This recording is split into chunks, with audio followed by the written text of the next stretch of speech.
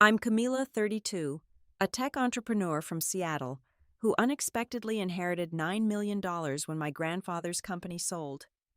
I thought I'd found my happily ever after with James, whose respected family has old money and status. But 2 days before our wedding, they ambushed me with an ultimatum that left me humiliated. Sign this prenup or the wedding's off. Little did they know my inheritance would change everything. If you've ever felt disrespected by future in-laws, hit that like button, subscribe, and let me know where you're watching from. This story might just give you the courage to stand up for yourself. Before the inheritance and before the drama, I was already proud of what I'd built. My tech consulting firm specialized in cybersecurity solutions for small businesses, a niche I carved out after getting my computer science degree and working for 3 major tech companies. I wasn't born into wealth. My parents were public school teachers who sacrificed to put me through college. They taught me the value of hard work and integrity lessons I carried into my business. I met James at a charity gala for educational technology 3 years ago. I was there representing my company as a donor, and he was on the board of directors. James worked in venture capital, helping fund innovative startups. He was different from other wealthy men I'd met. He asked thoughtful questions about my business model and seemed genuinely interested in my journey, not just my success. Most people just see the end result, he told me that night. I'm more interested in the path that got you here. We bonded over our shared passion for using technology to solve real-world problems. Our first date was coffee that turned into lunch, that turned into dinner. We talked for nearly 10 hours straight. Everything about our connection felt effortless. He was intelligent without being arrogant, ambitious without being ruthless, and he made me laugh until my sides hurt. Our relationship progressed naturally. We both worked long hours but made time for each other. Weekend hiking trips, cooking elaborate meals together, and quiet nights discussing books or planning future adventures. After a year and a half, James proposed during a weekend trip to Napa Valley. Under a canopy of stars surrounded by vineyards, he got down on one knee and presented a vintage ring that had belonged to his great-grandmother. "Camila, you're brilliant kind, and you challenge me to be better every day," he said, his voice trembling slightly. "I can't imagine my life without you. Will you marry me?" I said yes without hesitation. We celebrated by calling our families, and everyone seemed thrilled. We talked openly about finances, agreeing to maintain some independence while building a life together. He respected my business acumen and never made me feel like my success threatened him. The first few times I met James's family, they were warm and welcoming. His father, Richard, a distinguished-looking man with silver hair and perfect posture, asked about my business with what seemed like genuine interest. His mother, Eleanor, elegant and poised, told stories about James as a child. His younger brother, Thomas, showed me around their family estate, pointing out heirlooms and artwork with obvious pride. Looking back, I should have noticed how often the conversation turned to lineage, to connections, to which families knew which families. There were subtle comments about new money versus established wealth, little remarks about people who had done well for themselves despite their backgrounds. But I was in love, and I wanted them to accept me. So I smiled and nodded and tried not to take offense. James assured me his family was just old-fashioned, but that they liked me. I believed him because I wanted to believe him. After all, he had chosen me, and that was what mattered. I had no idea that choice would soon be tested in ways I couldn't imagine. 6 months before our wedding, James and I were invited to dinner at his parents' estate. Their home was an imposing colonial-style mansion set on 5 acres in the most exclusive neighborhood in the city. The kind of place with a name rather than an address. Every time I visited, I felt slightly underdressed despite wearing my most expensive clothes. That evening, Eleanor greeted me with air kisses that never quite reached my cheeks. Richard shook my hand firmly but briefly. The house staff took our coats and led us to the formal dining room, where crystal glasses caught the light from an antique chandelier. "Camila, dear, tell us again about your family," Eleanor said as the first course was served. "Your father was a teacher, wasn't he?" The way she said teacher made it sound like an exotic profession she'd heard about but never encountered personally. Both my parents were teachers, I replied, trying to keep my voice steady and proud. My father taught science, and my mother taught literature. How quaint, she murmured. And no one in your family has ever, well, moved in certain circles. James squeezed my hand under the table. Mom Camila built her company from scratch. She's brilliant at what she does. Of course, darling, Eleanor said. Self-made success is so American. Thomas, who had just returned from a year in Europe, laughed. That's what the Belgians always say. Americans are obsessed with the myth of the self-made man, or woman, he added with a nod in my direction. Some of us didn't have the luxury of family connections, I said, immediately regretting my defensive tone. Richard cleared his throat. Family connections aren't a luxury, Camila. They're a responsibility. When you come from a lineage like ours, you're expected to uphold certain standards, make certain choices. The conversation moved on, but the message was clear. I was an outsider. After dinner, James pulled me aside. They're just protective, he said. It's not personal. It feels pretty personal, I replied. That's just how they are with everyone. Once we're married, you'll be family. It'll be different. I wanted to believe him, but doubt had crept in. Later that evening, while James was discussing something with his father, his grandmother Margaret cornered me in the library. You seem like a nice girl, she said, her voice surprisingly strong for someone in her 80s. But you should know what you're getting into. This family has traditions, expectations. The Davidson women have always understood their role. And what role is that? I asked. To uphold the family name. To put family first. Always. She patted my arm. Just something to consider, dear. As wedding planning commenced, Eleanor inserted herself into every decision. The venue I loved was too modern. The caterer I wanted was trying too hard. The guest list grew with people I'd never met, distant connections that simply had to be invited. When I suggested incorporating some of my family's traditions, Eleanor looked at me as if I'd proposed having the ceremony in a fast food restaurant. We've always done things a certain way, she would say.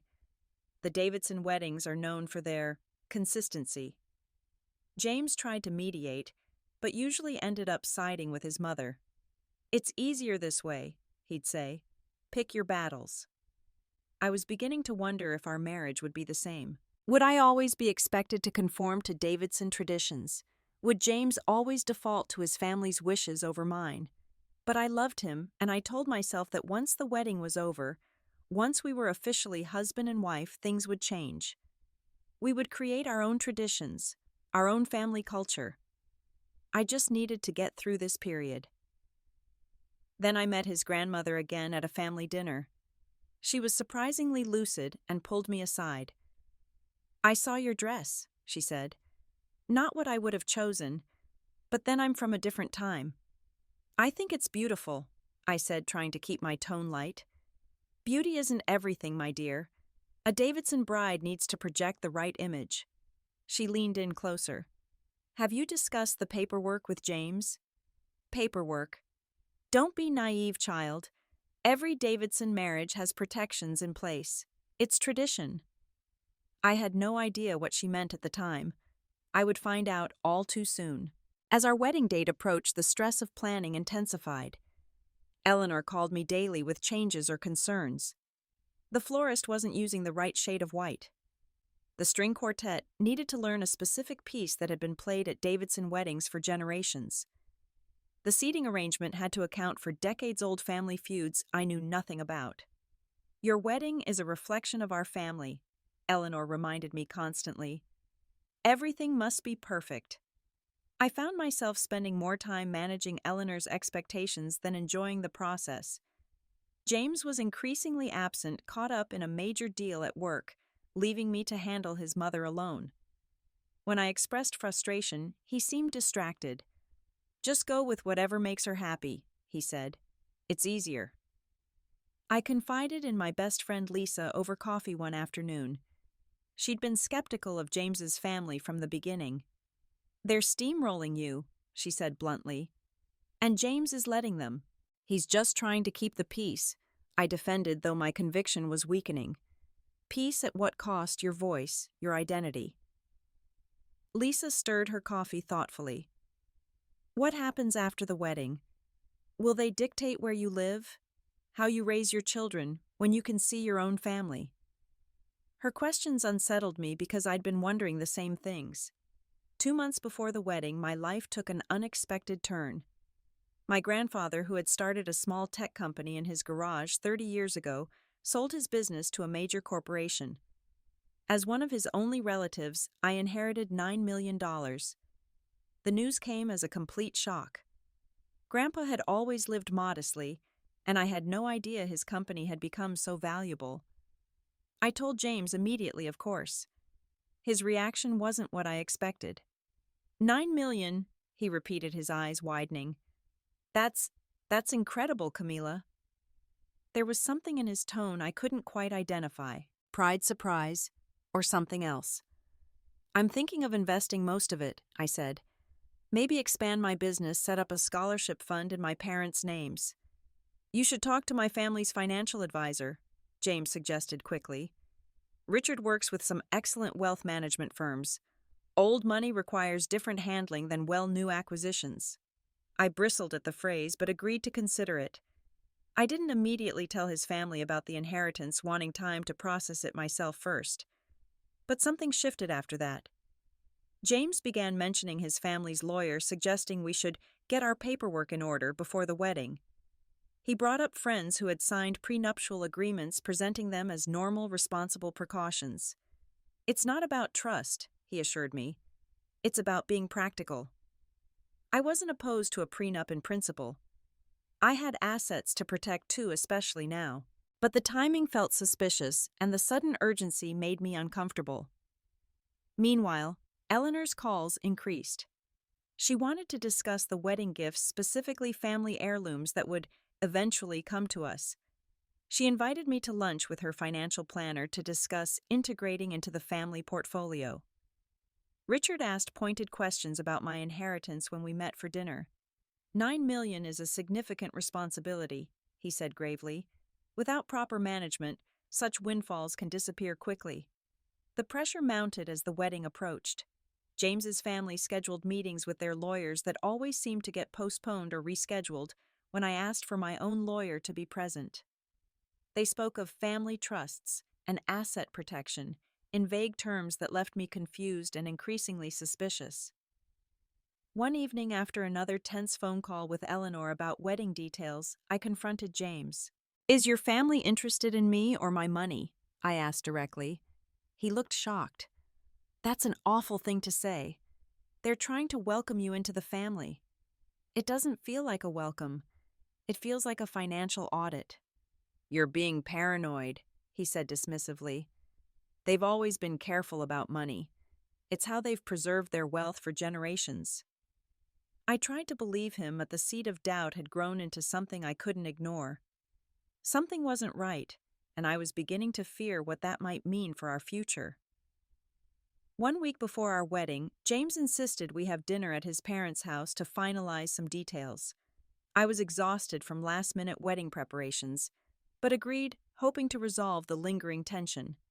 When we arrived, I immediately sensed something was wrong. The atmosphere was formal, stiff. Eleanor barely greeted me. Richard stood by the fireplace, drink in hand, expression grim. And there was someone new present, an older man in an expensive suit who was introduced as Walter Green, the family's lawyer for 30 years. My stomach knotted. I didn't know this was a business meeting, I said, trying to keep my voice light. Should I have brought my lawyer too? That won't be necessary, Richard said smoothly. This is just a family matter. James guided me to a seat, his hand on my lower back. I noticed it was trembling slightly. After an uncomfortable dinner where conversation was sparse and stilted, we moved to Richard's study. Walter opened a leather portfolio and removed a thick document. As you're joining the Davidson family, Walter began, there are certain protections that need to be in place. The family has significant assets that have been preserved through careful planning for generations. He slid the document across the desk toward me. On the cover page in formal legal font were the words, Prenuptial Agreement. We've taken the liberty of drawing up the standard Davidson Agreement, Richard continued. It's the same one Eleanor signed, and James's grandmother before her. My hands shook as I opened the document. As I skimmed the pages, my blood ran cold. The agreement essentially stated that any assets I brought into the marriage would become part of the Davidson family holdings to be managed by their trustees. In the event of a divorce, I would receive a predetermined settlement based on the length of the marriage regardless of my contribution to our joint wealth. There were clauses about required approval for career decisions, property purchases, even relocations. It wasn't a prenup. It was a surrender of financial autonomy. This can't be serious, I said, looking up at James, who wouldn't meet my eyes. It's quite standard, Walter assured me, for families of a certain standing. Standard? I repeated, my voice rising. This says I need family approval to use my own money for my business decisions. Eleanor stepped forward. The Davidson fortune wasn't built by taking unnecessary risks. All family members adhere to certain guidelines. I'm not asking to access the Davidson fortune, I replied. I'm talking about my own money. Money I earned. And now your inheritance. Richard added, his tone suggesting this was the real issue. Substantial sums require proper management. By you? I asked incredulously. Richard sighed as if I were being difficult. The family has wealth managers who have protected our assets for generations. I turned to James, waiting for him to defend me to say something. He shifted uncomfortably. Camila, it's just a formality, he said weakly. All couples should have these discussions. Discussions, yes, I agreed. Ambushes with one-sided documents, no. Eleanor's patience visibly thinned. This agreement is non-negotiable, she said coldly. It's how things are done in our family. And if I don't agree, I challenged. Richard straightened, his expression hardening. Then perhaps you should reconsider whether you're truly committed to joining this family. What Richard means, Eleanor interjected with false sweetness, is that the wedding cannot proceed without these protections in place. Sign it or the wedding's off. The room fell silent. I felt as if I'd been slapped. Through my shock, I looked at James, silently pleading for him to say something, anything to defend me or our relationship. He looked pained but said nothing. Richard broke the silence with a rehearsed speech about family legacy, about protecting generations of wealth, about responsibility to ancestors and descendants alike. But all I could focus on was James's silence, his failure to stand up for me or our partnership. I stood up, gathered my purse, and headed for the door. You have until tomorrow to sign, Eleanor called after me. The invitations have been sent. It would be a shame to cancel. In the car, tears streamed down my face. James tried to touch my arm, but I pulled away. Camila, please try to understand. This is how they are. And how are you, James? I asked through my tears. Because right now, you're someone who let his family humiliate the woman he supposedly loves. I asked him to take me to Lisa's apartment instead of our home. I needed space to think, to breathe, to figure out what all this meant for us. As he drove away, I wondered if I really knew him at all, or if I'd fallen in love with someone who didn't actually exist. The next morning, still reeling from the previous night's ambush, I called my lawyer, Michael Patel. He had helped me set up my business and was one of the few people I trusted completely. He agreed to see me immediately. In his office, I placed the prenup on his desk. I need to understand what I'm looking at. Michael read through it carefully, his frown deepening with each page. This is one of the most restrictive prenuptial agreements I've ever seen, he said finally. It's completely one-sided. They presented it as standard, I said, still stunned. There's nothing standard about this. This isn't about protecting individual assets. This is about control. He pointed to specific clauses. They're not just protecting their money from you. They're trying to control your money too. Michael promised to research the Davidson family further. I went to Lisa's apartment where she had set up an impromptu support station with coffee, comfort food, and tissues. I feel so stupid, I confessed. I thought they were just old-fashioned, not calculating. This isn't your fault, Lisa insisted. They misrepresented themselves, and James let them. My phone buzzed constantly with messages from James. He was sorry. He should have warned me. His parents had blindsided him too. He wanted to talk. I couldn't bring myself to respond. That afternoon, Michael called with information that made everything click into place. The Davidsons aren't as wealthy as they appear, he revealed. I have a contact in financial services who's familiar with their situation. They've made some bad investments over the past decade. They've been liquidating assets quietly. The estate is mortgaged to the hilt. They're keeping up appearances, but they're cash poor. Suddenly, their intense interest in my inheritance made perfect sense. They weren't protecting their fortune from me. They were trying to get access to my money to shore up their failing finances. There's more, Michael continued. The prenup isn't just about divorce protection. Several clauses would effectively give them control over your business decisions and your inheritance while you're married. I felt sick, not just at their deception, but at the realization that James must have known. How could he not? This was his family. I called my mentor, Sarah, who had guided me through building my business. Her advice was characteristically blunt. The question isn't whether you should sign their prenup, she said. It's whether you should marry someone who would present it to you in the first place. That night alone in Lisa's guest room, I thought about James and our relationship. Had I been in love with the real person or a version of him I'd created in my mind? Had he been genuine with me at all? Or was I always just a potential solution to his family's financial problems? I thought about the James I fell in love with. His kindness, his intelligence, the way he supported my ambitions. Had that all been an act? Or was he caught between loyalty to his family and love for me? Either way, I realized I deserved better than being ambushed with demands and ultimatums. I deserved a partner who would stand with me, not watch silently as his family tried to control me. By morning, I knew what I had to do. I contacted Michael and gave him instructions for drafting a counteroffer. Then I called my assistant and asked her to clear my schedule. This confrontation couldn't wait. I arrived at the Davidson estate unannounced the next afternoon, dressed in my most professional outfit, hair pulled back, minimal makeup. This wasn't a social visit. This was business. The housekeeper seemed surprised to see me, but led me to the sitting room, where by coincidence or fate the entire family was gathered. Eleanor and Richard sat together on an antique sofa. Thomas lounged in an armchair. James paced by the window. All conversations stopped when I entered. Camila. Eleanor recovered first. We weren't expecting you. Clearly, I replied, placing my briefcase on the coffee table. But since you presented me with a deadline, I thought I should deliver my response in person. James stepped toward me. Camila, I've been trying to reach you. We need to talk privately. We're past that point, James. I opened my briefcase and removed a document of my own. You involved your family in our relationship. You allowed them to ambush me with an insulting one-sided agreement. So now, we'll all discuss this together. I placed my counteroffer on the table. This is my response to your prenuptial agreement.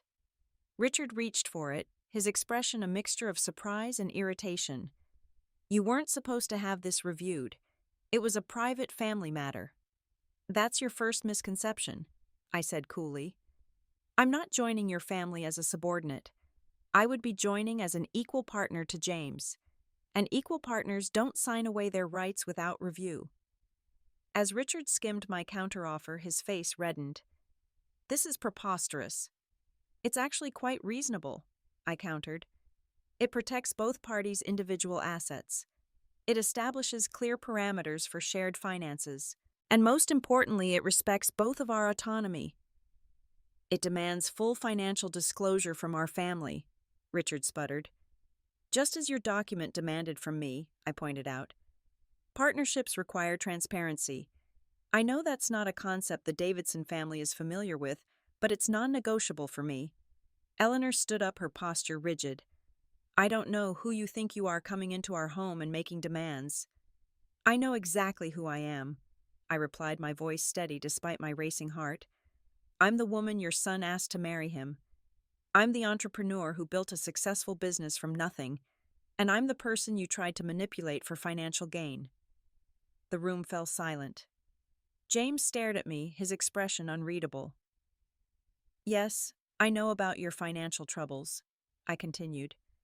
"I know about the bad investments, the mortgages, the assets you've been quietly selling. I know my inheritance isn't just a concern for you. It's a potential solution to your problems." Thomas shifted uncomfortably. Richard's face had gone from red to ashen. Eleanor remained frozen in place. "You didn't just want to protect your family wealth from me," I said. "You wanted to control my wealth for yourselves." "That's not true," James finally spoke. "Camila, they didn't tell me about the specific terms. I knew they wanted a prenup, but not what was in it. And yet you sat there silently while they threatened to cancel our wedding if I didn't sign," I reminded him. "Your silence made you complicit." I turned back to his parents. "I came here today not just to reject your agreement, but to be absolutely clear about my terms. I will not sign away my financial independence. I will not submit my business decisions to family approval. And I will not marry into a family that treats me as a resource rather than a person." I looked directly at James. "You have a choice to make. If you want a partnership based on love, respect, and honesty, I'm still willing to consider it. But it would be on terms we create together, not terms dictated by your family." I gathered my belongings and headed for the door, then turned back. "You have 24 hours to decide what you really want, James. After that, I'll make the decision for both of us." As I walked out, Eleanor called after me. "You'll regret this. Do you know how many people would give anything to join our family?" I didn't turn around, but I called back. Probably the same number of people who would give anything for $9 million, and they'd be making the same mistake. In my car, my hands shook as adrenaline coursed through me. I had done it. I had stood up for myself, set my boundaries, and walked away with my dignity intact. Whether James chose me or his family's expectations, I knew I would be okay. I had found my voice, and I wasn't going to lose it again. The morning of what should have been my wedding day, I woke up in Lisa's guest bedroom. The white dress hung in the closet, a beautiful reminder of dreams deferred. I had spent the previous day canceling vendors after James had failed to meet my deadline. He had called repeatedly, texted constantly, but never actually said the words I needed to hear, that he would stand with me against his family's demands. Lisa brought me coffee and sat on the edge of the bed. "How are you feeling?" "Sad," I admitted, "but also relieved." "Is that terrible?" "It's honest," she said. "And honesty is something that family doesn't seem to value." I sipped my coffee, watching the early morning light filter through the curtains. I keep wondering if I made the right choice, if I gave up too easily. "Standing up for yourself isn't giving up," Lisa reminded me. "It's the opposite, actually." The doorbell rang, interrupting our conversation. Lisa went to answer it, returning moments later with an uncomfortable expression. "It's James," she said. "He insists on seeing you." I considered sending him away, but decided I deserved closure. I pulled on a robe and went to the living room where James stood awkwardly, looking like he hadn't slept. "You're not dressed," he said as if surprised. "For what, the wedding I canceled?" He winced. "I came to apologize. You were right about everything. My family, they're not who I thought they were. Or maybe I just never wanted to see it." I gestured for him to sit down. "What changed?" "After you left, there was a huge fight. My father admitted they've been struggling financially for years. Bad investments, poor management. They've been keeping up appearances by liquidating assets. The family fortune is mostly smoke and mirrors now." He ran his hands through his hair, a gesture I once found endearing. "They saw your inheritance as a way to solve their problems without admitting failure. The prenup would have given them access to your money while preserving the illusion of Davidson prosperity. And you knew nothing about this?" I asked skeptically. "I knew things were tight, but not the extent of it. I swear." He leaned forward. "Camila, I was wrong to stay silent. I was caught between loyalty to my family and love for you, and I made the wrong choice. I'm so sorry. I studied his face looking for signs of deception, but finding only exhaustion and regret. James, even if you didn't know the specifics, you allowed them to ambush me. You watched them threaten and manipulate me without saying a word. I know, he whispered. There's no excuse. But I want to make it right. I told them I choose you. I told them I won't be part of their deception anymore. And what did they say? My mother hasn't spoken to me since. My father, he actually seemed relieved in a way, like he's been carrying this secret for so long that having it exposed was almost a liberation. James reached for my hand. I don't expect you to forgive me immediately, but I'm asking for a chance to rebuild your trust. On your terms. I withdrew my hand gently. James, I loved you. Part of me still does. But love without trust and respect isn't enough.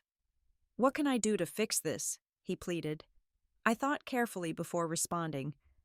First, we postpone any wedding plans indefinitely. Second, we start couples therapy to address the damage that's been done. Third, you establish clear boundaries with your family regarding our relationship. And fourth, we draft a fair prenuptial agreement with both our lawyers present. He nodded eagerly. Anything else? Yes. You need to find your own identity separate from the Davidson name and expectations. I need to know who you are when you're not trying to please your family. I can do that, he said. I will do that. I didn't make any promises that day, but I agreed to meet him for coffee the following week, a small first step toward whatever our future might hold. 6 months later, things had changed dramatically. James had moved out of the family estate and into his own apartment.